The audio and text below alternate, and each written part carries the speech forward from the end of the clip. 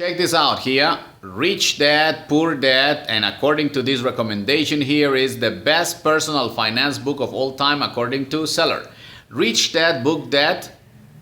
Here it says something like what the rich teach their kids about money that the poor and middle class do not. Please think about this, analyze this, and form your own opinion.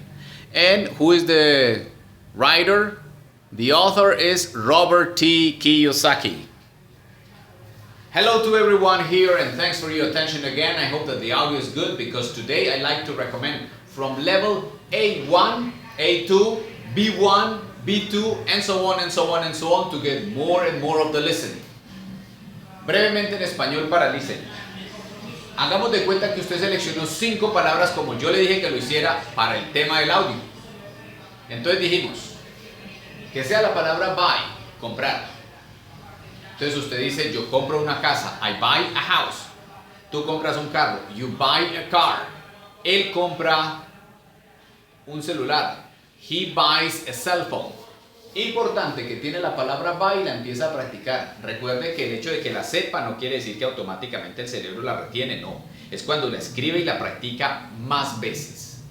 De hecho se necesitan de 7 a 10 veces. Entonces digamos que la primera es buy. La segunda, sell, que es lo contrario, sell, vender. Entonces usted dice, I sell old equipment. Vendo un equipo que no necesito, un equipo viejo. I sell old equipment. Usted dice, vendo un carro viejo. I sell an old car. Porque la frase completa es más sencillo.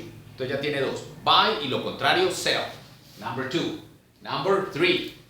Customer. ¿Asociado a qué? Por ejemplo, customer service. Una frase muy recurrente en inglés, servicio al cliente.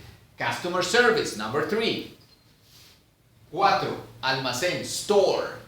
Store. Entonces aquí tiene, what is your favorite store? ¿Cuál es su almacén favorito? What is your favorite store? Favorite y store.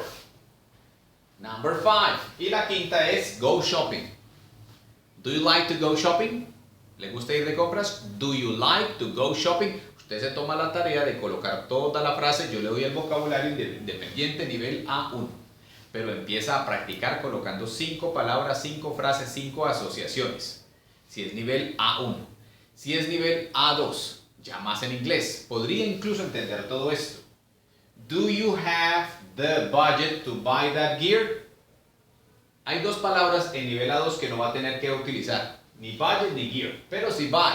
Y coloca más frases un poco más exigentes con la palabra buy. Y de todas maneras puede investigar la palabra budget.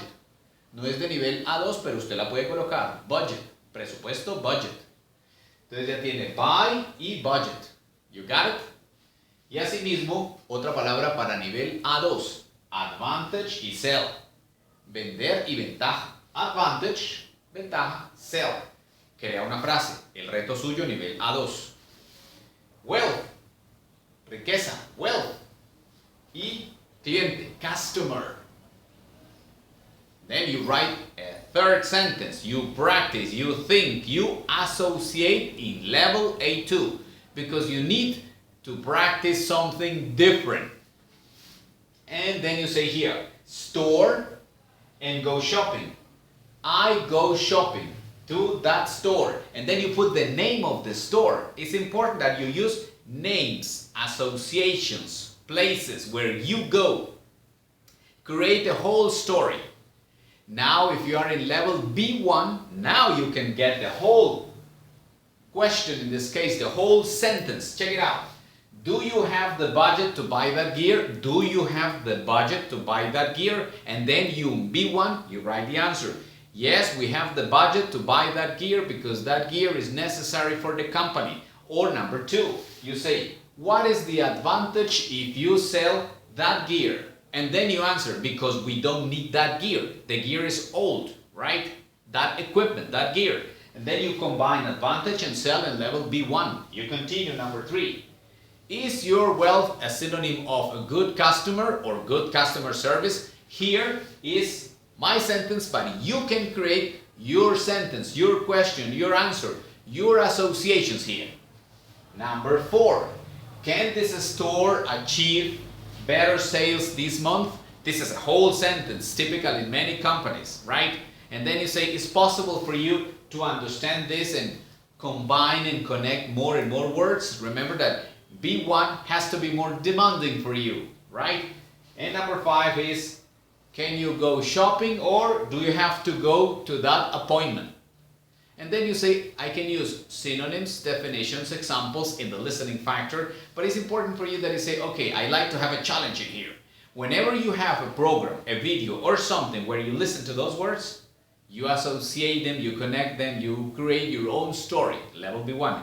And if it isn't level B2, I'll recommend you to read something more complicated, like The Economist, or maybe you read something like any magazine that you like about the particular topic to associate those words in here. In level B2, it has to be more demanding and you pay attention to the real good imitation in pronunciation in here. When you say budget, right? And then you say advantage, real good imitation in level B2. You know, you have to differ between American English and British English, but actually you can use all the words in here and create your own stories. And maybe you read a different book. You know, all the books that you read in level B2, they give you more vocabulary.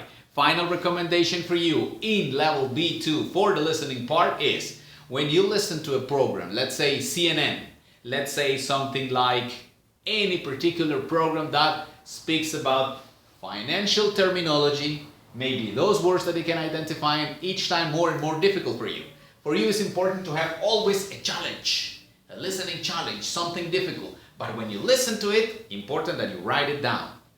Thanks a lot, and the final recommendation is this book by the same author. Maybe you remember it. Robert Kiyosaki says, what is this? The Cash Flow Quadrant, Guide to Financial Freedom.